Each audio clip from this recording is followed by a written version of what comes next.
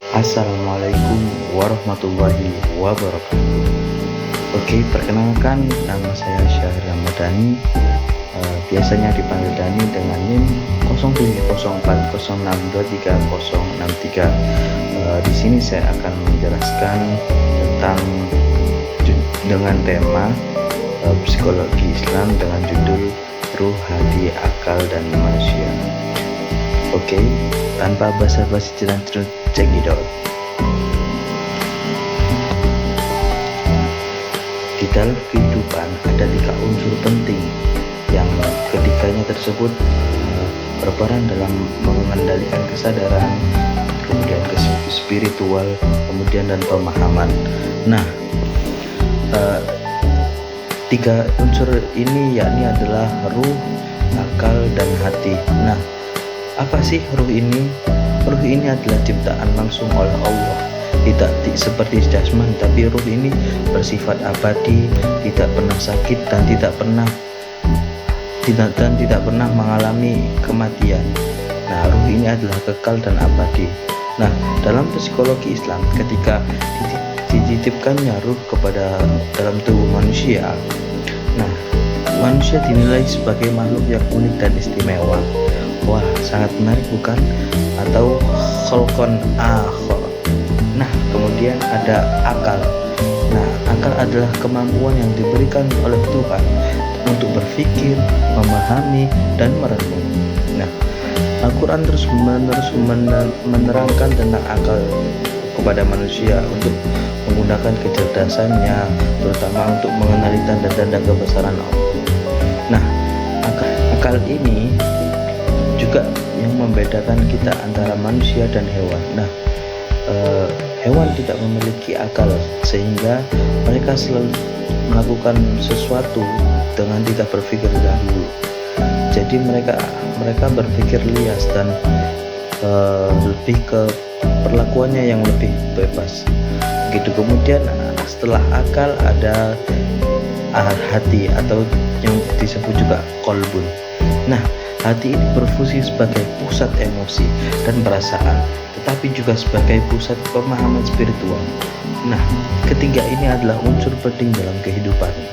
Apalagi kita manusia juga penting antara ruh, hati, dan akal. Jika tidak ada ketiga ini, maka kita adalah bukan manusia yang sempurna. Gitu. Hakikat ruh dalam Al-Quran adalah istilah ruh dalam Al-Quran sebanyak 60 kali disebutkan. Sangat banyak sekali. Nah, oleh sebab itu pendefinisian ruh juga bermacam-macam. Di antaranya ruh dimaknai malaikat Jibril seperti ruh itu digambarkan seperti malaikat Jibril. Kemudian ada ruh dalam pengertian sesuatu yang dititipkan ke dalam janin, yaitu seperti kita sebelum kita menjadi janin, kita itu berupa ruh yang ditiupkan kepada tubuh manusia.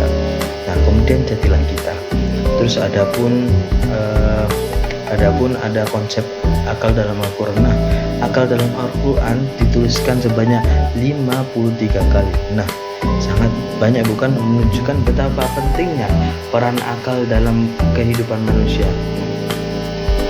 Quraisy Shihab menggambarkan akal sebagai benteng pertahanan yang melindungi manusia dari kesesatan. Nah, ibaratnya gini, ruh adalah wadah dari akal dan emosi.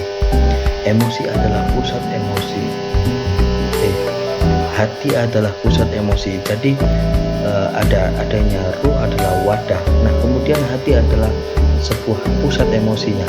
Nah, akal ini adalah hal yang menaungi semuanya. Jadi akal ini berproses untuk memikirkan suatu tindakan yang mau kita lakukan. Jadinya hati memiliki keinginan untuk menjalankan sesuatu, namun dipikir lagi oleh akal apakah perlakuan ini sangat pantas atau tidak, apakah perlakuan ini melanggar moral. Nah, itu fungsi akal, teman-teman. Jadi kemudian ada fungsi hati juga. Nah, hati ini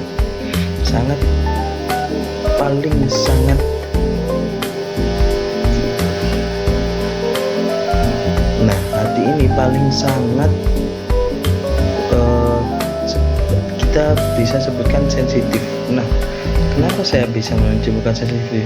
Hati ini adalah suatu bentuk pusat emosi. Jika hati ini sedikit pun ada kotoran atau hal yang tidak baik, maka semua perbuatan kita juga akan tidak baik juga. Nah, hati ini juga sangat sensitif. Kadang pun kita juga jadi manusia kadang kalah dengan nafsu di dalam hati kita. Nah, nafsu ini juga bermunculnya ada dalam hati. Nah, nafsu ini juga bisa menggerogoti apa yang kita sudah berpikir baik menjadi kotor. Nah, hati ini dalam ayat bahwasanya Al-Quran itu diturunkan oleh Ar-Ruh Al-Amin pada qalbmu. Nah, hatimu adalah hati yang bisa kita lihat secara fisik, padahal qalbun yang dimaksud dalam Al-Quran dan hati jauh berbeda dengan hati. Dalam ilmu kedokteran, hati dalam ilmu kedokteran adalah organ tubuh yang berfungsi memproses makanan. Jadi beda antara ilmu kedokteran dan Al-Quran. Nah, qalbun sendiri dibagi menjadi dua, yaitu qalbun jasmani dan qalbun rohani. Nah, qalbun jasmani adalah lebih ke bentuk organ tubuhnya. Kalau qalbun rohani adalah yakni latifah rohaniyah, yaitu memancarkan perasaan halus yang bersifat ketuhanan dan mempunyai hubungan yang erat dan qalbun jasmani. Jadi gitu. Jadi itu teman-teman, kesinambungannya dalam hal ketiga tersebut sangat melekat.